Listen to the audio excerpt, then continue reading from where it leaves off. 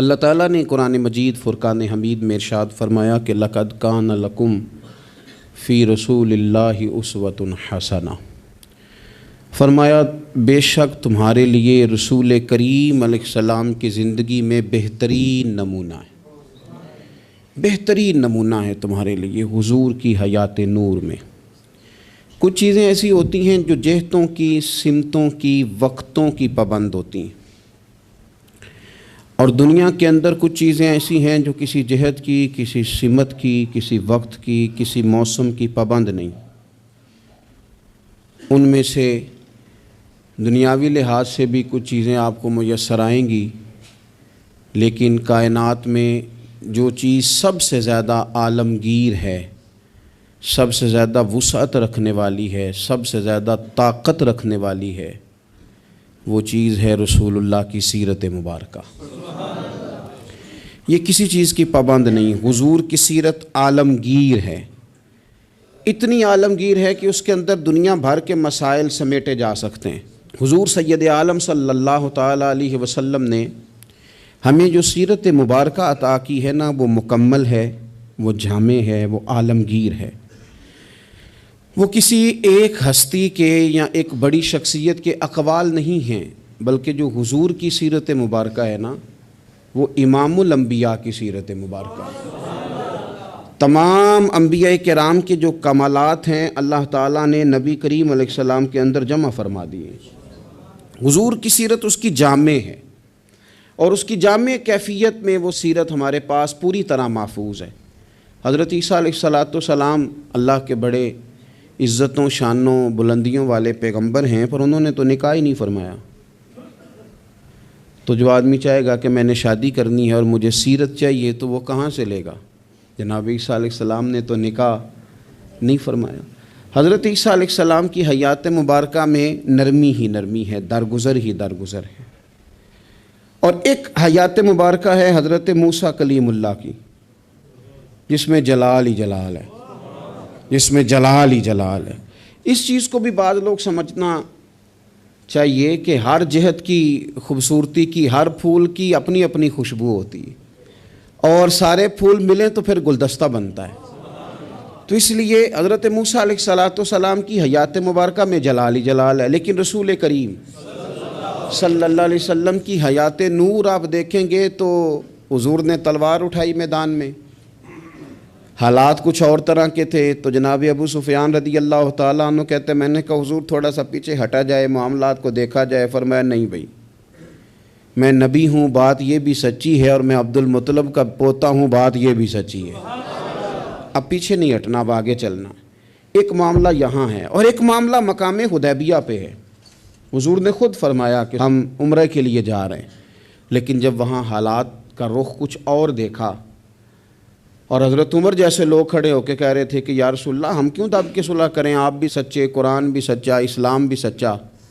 تو نبی کریم علیہ السلام نے فرمایا عمر میں اللہ کا رسول ہوں، میں مرضی سے نہیں بولتا، میں وہی کہتا ہوں جس کا میرا رب مجھے حکم ارشاد فرماتا ہے۔ تم اس کو دبی ہوئی صلح نہ سمجھو، تم اسے فتح مبین ہی سمجھو۔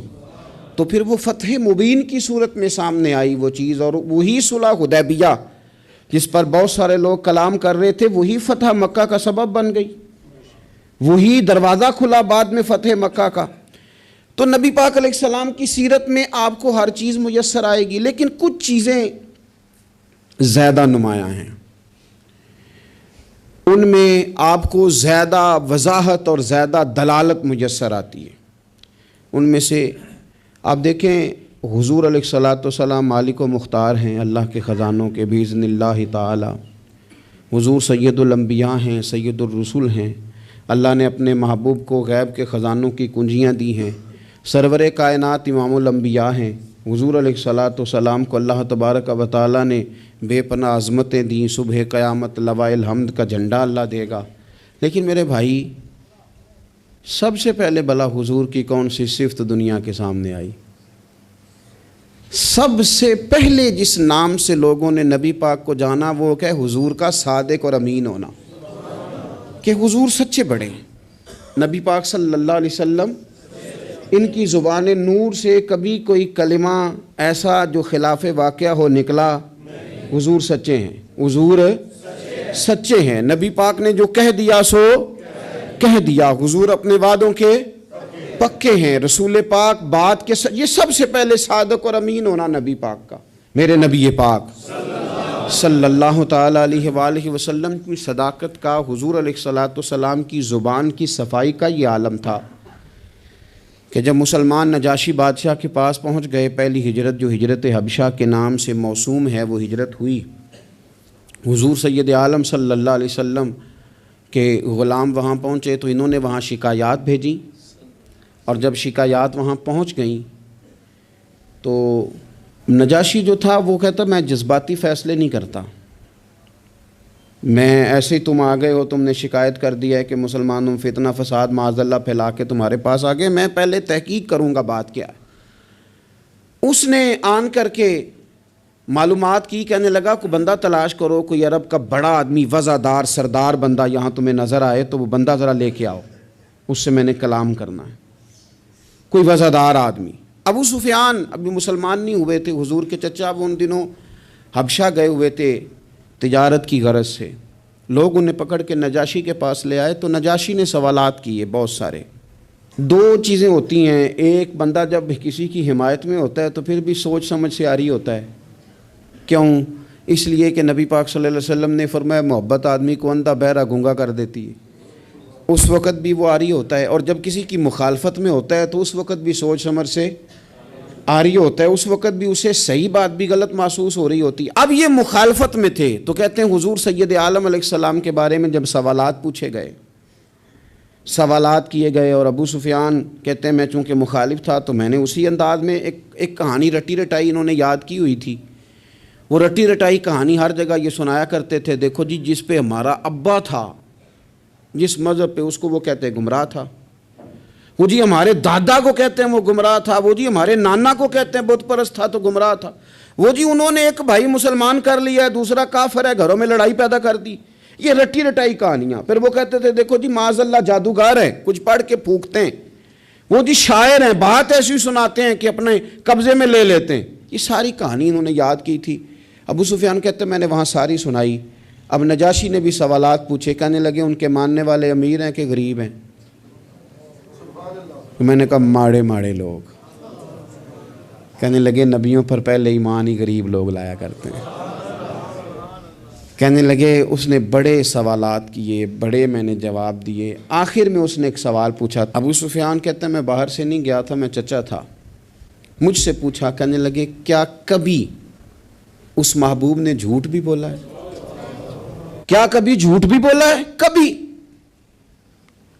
تو ابو سفیان کہتے ہیں کہ ایک منٹ کے لیے، چونکہ مخالف تھا، میرے دل میں خیال آیا کہہ نہ دوں بولا ہے معاذ اللہ، نقل کفر نہ باشد۔ کہتے ہیں پھر میں نے سوچا کہ ایک تو یہ عرب کی وزاداری کے خلاف ہے کہ میں غلط بات کروں، اور دوسرا یہ کہ میں انہیں جادوگر کہوں تو شاید کوئی اس پر سوچے، شاعر کہوں تو شاید کوئی توجہ کرے، پر مدینے والے محبوب نے جھوٹ بولا ہے یہ تو مانے گا ہی کوئی نہیں، یہ کیسے ہو سکتا ہے؟ یہ تو صادق اور امین ہونا تو ان کا آفتاب سے زیادہ روشن، کون اس بات کو تسلیم کرے گا؟ کون مانے گا؟ کوئی نہیں مانے گا۔ اللہ اکبر، کون تسلیم کرے گا؟ ابو سفیان کہتے اس نے پھر پوچھا بتاتے کیوں نہیں، چپ کیوں کر گئے ہو، کیا کبھی انہوں نے جھوٹ بھی بولا ہے؟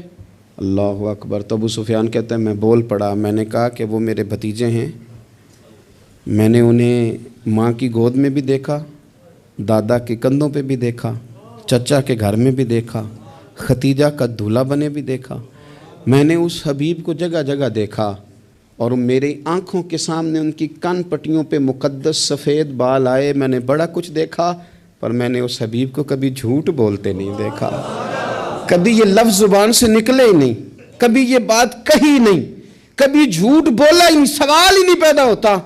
تو کہتے سناٹا چھا گیا میری بات پر مجمع میں، نجاشی نے کندھے کے اوپر رومال رکھا، اٹھ دیا۔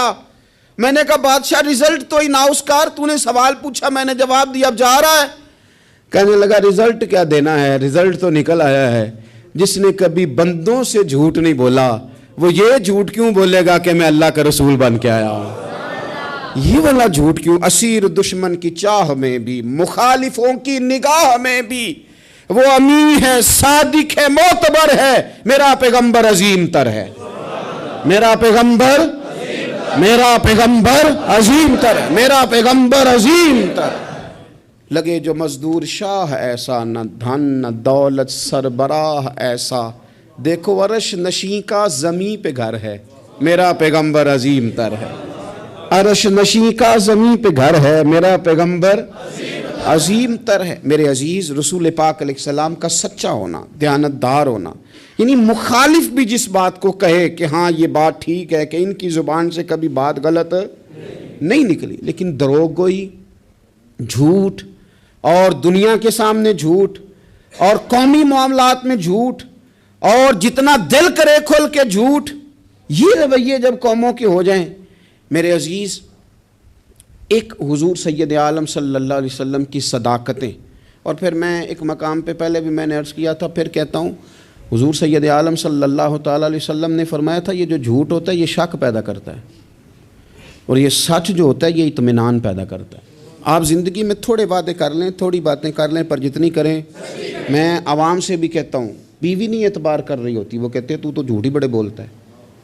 ایک دوست مجھ سے کہنے لگے کہ آپ اماں سے کہہ دیں کہ میں اس دفعہ عمرے پہ ضرور بھیجوں گا، وہ آپ کی بات مان جائے گی۔ میں نے کہا اماں ابا کو راضی کرنے میں 7-8 منٹ لگ جاتے ہیں، پر اماں تو 1.5-2 منٹ میں راضی ہو جاتی، تو آپ کی اماں نہیں راضی ہو رہی۔ کہنے لگے میں پہلے کئی دفعہ کہہ چکا ہوں نا عمرے پہ بھیجوں گا، تو بھیج نہیں سکا، تو لہٰذا وہ اب کہتی ہے تو جھوٹ بولتا ہے، تو نے کوئی نہیں بھیجنا، تو فراڈ کرتا ہے۔ ہمارے ہاں مسئلہ مال و دولت کا نہیں، عدم اعتماد کا ہے، اور جب عدم اعتماد اس حد تک پہنچ جائے کہ مائیں بھی اعتبار کرنا چھوڑ جائیں، تو وہ قومیں کیا کردار ادا کریں گی، اور کیا وہ سوسائٹی میں خیر تقسیم کریں گی؟ تو سچی بات، نبی پاک علیہ السلام نے فرمایا بندہ جھوٹ بولتا ہے، اور اتنے جھوٹ بولتا ہے کہ وہ رب کی بارگاہ میں جھوٹا لکھ دیا جاتا ہے، اور پھر اس کے لیے جہنم کا فیصلہ ہو جاتا ہے۔ اور کچھ بندے سچ کی کوشش کرتے ہیں، اتنی کوشش کرتے ہیں کہ اللہ کی بارگاہ میں سچے لکھ دیے جاتے ہیں، اللہ کے حضور وہ سچے لکھ دیے جاتے ہیں، اور فرمایا یہ سچ ہی انہیں جنت میں لے جائے گا۔ دوسری بات جو حضور کی سیرت مبارکہ میں ہمیں بہت زیادہ نظر آتی ہے، وہ ہے عہد کی پابندی، وعدوں کی پابندی، جو کہہ لیا سو کہہ لیا۔ جب آپ کوئی عہد کر لیتے ہیں نا، معاہدہ کر لیتے ہیں، پہلے تو اس بات کو اچھی طرح سمجھ لیں کہ حضور نے ایک جملے میں ساری حقیقت بیان کر دی، فرمایا لا دین لمن لا عہد لہ، جو وعدے کا پابند نہیں اس کا کوئی دین ہی نہیں، بات ہی ختم کر دی۔ آگے تو آپ تب بڑھیں گے نا جب بنیاد ہی ہوگی، اور جب دین ہی کوئی نہیں، بنیاد ہی کوئی نہیں، تو پھر بات آگے کیسے بڑھے گی؟ اس سے اگلا آپ فصل کیسے بوئیں گے؟ عزیز دوست، میری بات پر آپ توجہ کریں گے، نبی پاک صلی اللہ علیہ وسلم نے جب عہد کیے تو پھر حضور نے ان عہد کی پابندی کی، اور اس طرح کے بعض اوقات عقل انسانی کھڑی ہو جاتی ہے کہ اس طرح بھی وعدے کی پابندی ہوتی ہے، یعنی بندہ چکرا جاتا ہے کہ یوں بھی ہوتا ہے۔ آپ غور کریں نا، ایک صحابی کہتے ہیں میں نے اعلان نبوت سے پہلے حضور سے کچھ چیز خریدی، اور میں نے عرض کی حضور آپ یہاں رکے، میں پیسے لے کے آیا۔ آپ کتنا کو کسی کا انتظار کر سکتے ہیں؟ میں نے دیکھا ہے 2-4 منٹ امام صاحب لیٹ ہو جائیں تو لوگ اعتراض کرتے ہیں، کہتے ہیں یہ آتا نہیں، لہذا ہم نے بندہ بدلنا ہے، چھٹی دے دو اس کو۔ کتنا کو آخر؟ میرے عزیز، وہ شخص کہتے ہیں، صحابی فرماتے ہیں کہ میں نے نہ کوئی چیز اعلان نبوت سے پہلے خریدی، عرض کی یا رسول اللہ صلی اللہ علیہ وسلم آپ یہاں رکیں تو میں پیسے لے کے آیا۔ کہتے ہیں میں گیا اور گھر جا کے بھول گیا کہ حضور کو کھڑا کر آیا ہوں۔ 1 گھنٹہ بھولے آپ، 4 گھنٹے بھولے، 1 دن بھولے، کہتے مجھے 3 دن تک یاد ہی نہیں آیا۔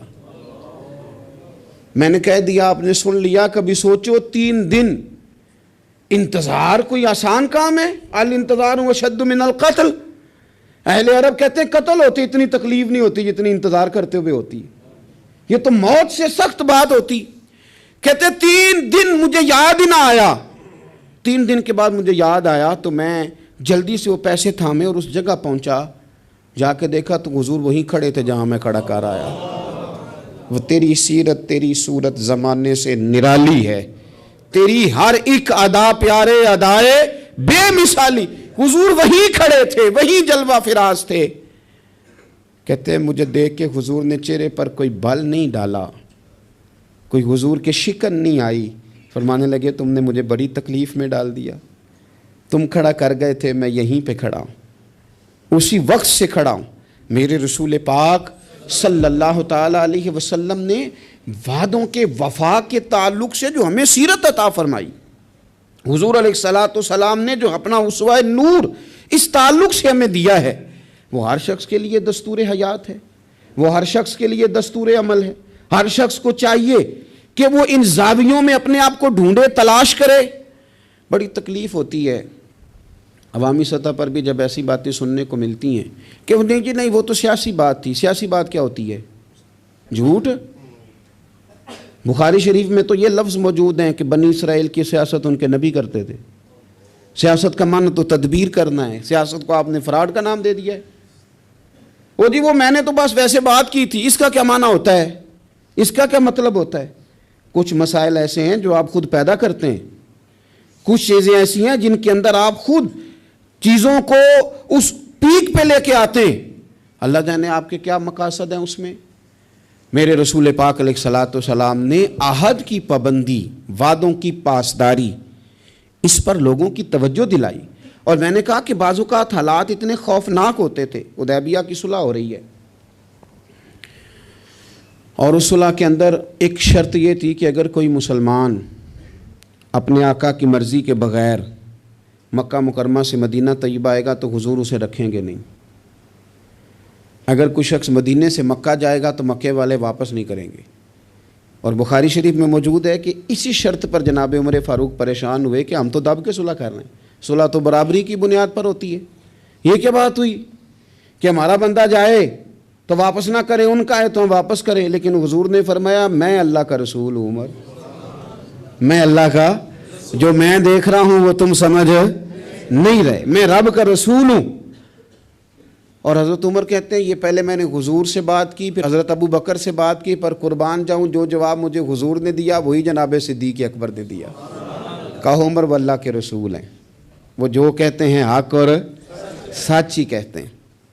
حضرت سیدنا فاروق اعظم اور رضی اللہ تعالیٰ عنہ ارشاد فرمانے لگے کہ اس موقع پر نا ایک اور بھی معمہ ہوا. ایک تو یہ صلح اس انداز میں ہوئی، پھر ایک عجیب مسئلہ ہوا. صحابہ فرماتے ہیں ایک صحابی تھے حضرت ابو جندل رضی اللہ تعالیٰ عنہ، ان کو ان کے والد نے زنجیروں میں باندھا ہوا تھا اور گھر کے اندر قید کیا ہوا تھا کہ آپ جا نہیں سکتے. جب انہیں پتہ چلا نا حضور تو حدیبیہ تک آ گئے تو کسی طریقے سے نا اپنی زنجیریں توڑ کے، اور بعض سیرت نگاروں نے لکھا ہے زنجیروں سمیت، زنجیروں سمیت جب وہ آ رہے تھے تو پاؤں میں زنجیریں پھر پھر کے نا ان کے زخم بن گئے تھے. وہ زنجیروں سمیت آئے حضور کے سامنے کھڑے ہو کہتے ہیں سونیا مجھے چھوڑ کے نہ جانا. میں اکثر دوستوں سے کہتا ہوں پیر صاحب کبھی کہہ دینا مریدوں کو کہ عمرہ کرنے جانا ہے اور بعد میں فراڈ ہو جائے وہاں تو مرید کہتے ہیں لگتا ہے پیر بھی شامل ہے ساتھ. اس نے تو کہا تھا. بہت سارے لوگ کہتے ہیں جی وہ پیر صاحب آپ سے دعا کرائی تھی تو وہ کام نہیں ہوا. تو میں نے کہا دعا کا مطلب کیا ہوتا ہے؟ کوئی پیر معاذ اللہ تعالیٰ خدا کی حکمت کو مجبور کر سکتا ہے؟ جیسے جب چاہے رب جس طرح چاہے ویسے کرے. اللہ کے عاجز بندے ہیں، دعا کرتے ہیں اس امید پر کہ خدا فضل کرے گا. تو اب بڑی جلدی لوگ ڈگمگا جاتے ہیں کہ فلاں جگہ ایسا ہو گیا. حضور سید عالم صلی اللہ علیہ وسلم کی بارگاہ میں عرض کیا یا رسول اللہ صلی اللہ علیہ وسلم، حضور مجھے چھوڑ کے نہ جائیے گا، بڑا مارتا ہے میرا باپ. آپ ذرا کیفیت دیکھیں. حضور نے وعدہ کر لیا ہے کہ ہم لے کے نہیں جائیں گے. وہ آ گئے رو رہے ہیں یا رسول اللہ چھوڑ کے نہ جائیے گا. ان کے والد کھڑے ہو گئے کہنے لگے جی آپ نے وعدہ کیا آپ لے کے نہیں جا سکتے. امتحان دیکھو محبت کا. کوئی ضروری ہے کہ ہر موقع پر شاباشی ملے، ہر وقت مسکرا کے ملا جائے؟ یہاں تو لوگ اس بات پہ بھی ناراض ہو جاتے ہیں کہ مجھے 21 دفعہ ملے ہیں تو 20 دفعہ ہنسے ہیں، 21ویں دفعہ ہنسے نہیں. خیر ہے آج مسکرائے نہیں. ہر بات میں لوگ ایک پہلو تلاش کر لیتے ہیں کمزوری کا. وہ رو رہے ہیں، تڑپ رہے ہیں. اور صحابہ کہتے ہیں ہماری خواہش تھی ان کا درد دیکھ کر کہ حضور حکم کریں تو ہم زنجیریں ساری توڑ دیں. پر میرے رسول نے کیا فرمایا؟ فرمایا ابو جندل تمہیں جانا ہے کیونکہ میں وعدہ کر چکا ہوں. جب کوئی وعدہ کر لے پھر اس سے نتائج کی پرواہ، کیا ہوگا کیسے ہوگا، پھر اس بات کی پرواہ، میں وعدہ کر چکا ہوں لہذا اب تمہیں واپس جانا ہے، اور جب تک میں دوسرا حکم نہ دوں اتنی دیر تک لوٹنا نہ۔ ان کے آنسو پونچھے گئے، وہ واپس گئے۔ کیا کہا تھا درویش نے؟ ایک واری میری آنکھیاں چوں اونا نے اتھرو پونجے سن، ہن تے چسکا پی گیا رونے دا، ہن تے مینوں چسکا ہی پی گیا رونے دا، تے ہر ویلے آہو زاری دا۔ نبی پاک علیہ السلام نے واپس بھیج دیا۔ یہ وقتی طور پر کرب کا مسئلہ تھا، تکلیف کا تھا، لیکن اپنے وعدے کی پاسداری، اپنے وعدے اور معاہدے کی پابندی۔ کوئی بھی آپ کمٹمنٹ کریں، کسی کے ساتھ بھی کریں، کسی بھی لحاظ سے کریں، اور جو لوگ اپنے حساب سے بڑے بنتے ہوں، سربراہان کہلاتے ہوں، ان کے لیے تو زیادہ ضروری نہیں ہو جاتا کہ اگر وہ کوئی کال قرار کرتے ہیں، کوئی بات کرتے ہیں، تو پھر اس کا انہیں پابند بھی ہونا چاہیے۔ تو چیزوں کو اگر حضور کی سیرت نور کی روشنی میں دیکھا جائے تو میرے نبی پاک علیہ السلام نے پھر وعدے کی پابندی کو امت کو دستور بنا کے دیا۔ حضرت حذیفہ بن یمان، حضرت ابو حسیل رضی اللہ تعالیٰ عنہ، یہ دو لوگ کہتے ہیں کہ بدر کی جنگ میں نا ہم حضور کے ساتھ لڑنے کے لیے گھر سے نکلے، رستے میں ابو جہل نے اور کچھ اور لوگوں نے ہمیں روک لیا، کہاں جا رہے ہو؟ ہم نے کہا حضور کی زیارت کے لیے۔ انہوں نے کہا نہیں، تم جنگ کرنے جا رہے ہو، لڑائی کرنے جا رہے ہو، تم لڑو گے۔ ہم نے وہاں وعدہ کر لیا کہ ہم نہ صرف زیارت کریں گے، ہم لڑیں گے نہیں، وعدہ کر لیا۔ جب ہم حضور کی بارگاہ میں پہنچے نا تو عرض کی یا رسول اللہ صلی اللہ تعالیٰ علیہ وسلم، حضور ہم وہاں وعدہ کر رہے ہیں کہ لڑیں گے نہیں، ورنہ وہ آنے نہیں دیتے تھے، ہمیں گرفتار کر لیا تھا انہوں نے، وعدہ کر رہے ہیں کہ لڑیں گے نہیں۔ تو یا رسول اللہ صلی اللہ تعالیٰ علیہ وسلم ہمارے لیے حکم کیا؟ یہ بدر کی لڑائی تھی جس میں ایک ایک آدمی کی ضرورت تھی، 1000 کا مقابلہ 313 کے ساتھ ہے، ایک ایک فرد کی، ایک ایک شخص کی ضرورت ہے۔ تو یا رسول اللہ وعدہ کر رہے ہیں کہ لڑیں گے نہیں، تو حکم کیا ہے؟ تو نبی پاک صلی اللہ تعالی وسلم نے فرمایا چونکہ تم نے وعدہ کیا نہیں لڑو گے تو تم ادھر بیٹھ جاؤ۔ یا رسول اللہ ایک ایک بندے کی ضرورت ہے، فرمایا نہیں، ہمیں رب کی مدد کی ضرورت ہے، اللہ کی نصرت کی ضرورت ہے، وعدہ کر لیا ہے لہذا وعدے پر قائم رہیں گے۔ ایک بات اور سیرت کے عنوان پر آپ کی خدمت میں عرض کرنی ہے، اس پر بھی ضرور توجہ کرنی ہے ہم لوگوں کو، اور خوب ہمیں اس بات کی طرف بھی اپنے معاملات کو لے کر کے جانا ہے۔ میرے عزیز دوست، میرے عزیز بھائی، ہم ہیں رسول کریم کے ماننے والے۔ مجھے ایک بات بتلائیے کہ حضور کی سیرت، حضور کی سنت حضور کے ماننے والے اپنائیں گے یا کوئی اور آ کے اپنائے گا؟ ایک شخص نے دعویٰ کیا کہ یا رسول اللہ میں آپ کا غلام ہوں، تو اب سیرت پر عمل اسی نے کرنا تھا کہ کسی اور نے باہر سے آ کے کرنا تھا؟ ہم اس طرح کر رہے ہیں کہ ہم نہ سیرت نبوی سے، میں بہت سارے دوستوں سے جب کہتا ہوں نا آپ داڑھی شریف حضور کا طریقہ ہے مبارکہ اس کو اپنائیں، تو وہ کئی قسم کے بہانے کرتے ہیں۔ بعض دوست یہ کہتے ہیں کہ میں ابھی نیک نہیں ہوں، تو میں کہتا ہوں اس دنیا میں کون بندہ ہے جس نے یہ دعویٰ کر لیا ہے کہ میں اب اتنا نیک ہوں کہ کبھی گناہ نہیں کروں گا؟ کوئی ہے ایسا انبیاء کے بعد، فرشتوں کے بعد کوئی معصوم ہے امت میں؟ تو انسان کے ساتھ چیزیں رہیں گی، پر آپ آغاز تو کریں سنت شریعت سے، آپ شروع تو کریں۔ ہم نے کس دن سنت شریعت کا سفر کرنا ہے؟ نبی پاک صلی اللہ علیہ وسلم کے ہر فعل میں حکمت، حضور کی ہر بات میں حکمت۔ کیا ایک چھوٹی سی بات ہے مسواک، کوئی بڑی بات ہے؟ لیکن کتنا بڑا دور آ گیا، کتنے لوگ تبدیل ہو گئے اور کتنی چیزیں آئیں اور کتنے سال بیت گئے، لیکن اس ایک حضور کی ادا کی اہمیت ختم، اس کی اہمیت اپنی جگہ پہ اتنی آج بھی قائم ہے کہ بہت بڑی ریسرچ کے بعد جو بڑے لوگ تھے انہوں نے کہنا شروع کر دیا جو پابندی سے مسواک کرے اسے کینسر نہیں ہوتا۔ کیا ایک چیز مسواک ہی ہے، اور میرے نبی پاک کی پسند اتنی زیادہ ہے یہ، یعنی بہت ساری چیزوں کو نا معاذ اللہ تعالیٰ ہم سمجھتے ہیں یہ تو سادی سی بات بتا رہے ہیں مولانا صاحب، یہ تو پیر صاحب نے بڑی سادی سی ایک ہمارے سامنے چیز رکھی ہے، وہ تو کوئی بڑا فلسفہ بیان کرتے تو تب ہماری سمجھ میں آتا تھا۔ تو ایک سادی چیز رکھی، او خدا کے بندے یہ اتنی پیاری ہے کہ حضور فرماتے ہیں اگر امت پر مشکل نہ ہوتا تو میں ہر وضو کے ساتھ مسواک کو ضروری قرار دے دیتا۔ اس کے حسن کو آپ ملاحظہ کریں اس سنت کے کہ حضرت عائشہ صدیقہ رضی اللہ تعالی عنہ ارشاد فرماتی ہیں کہ وقت وصال، اور اس خاتون کی بھی عظمتیں دیکھیں، کہتی ہیں حضور نے وقت وصال میری گود میں سر رکھا ہوا تھا، میری گود میں سر تھا نبی پاک کا، اور کہتے ہیں میرے بھائی سامنے سے گزرے تو وہ مسواک کر رہے تھے، ان کے ہاتھ میں مسواک تھی، تو حضور سید عالم صلی اللہ تعالی علیہ وسلم نے اس طرف رغبت فرمائی تو میں سمجھ گئی حضور مسواک کرنا چاہ رہے ہیں۔ یعنی آپ میری بات پر غور کریں کہ عین وقت وصال ظاہری رسول کریم صلی اللہ تعالی علیہ وسلم نے اس موقع پر بھی مسواک کی طرف رغبت فرمائی، فرمایا مجھے چاہیے۔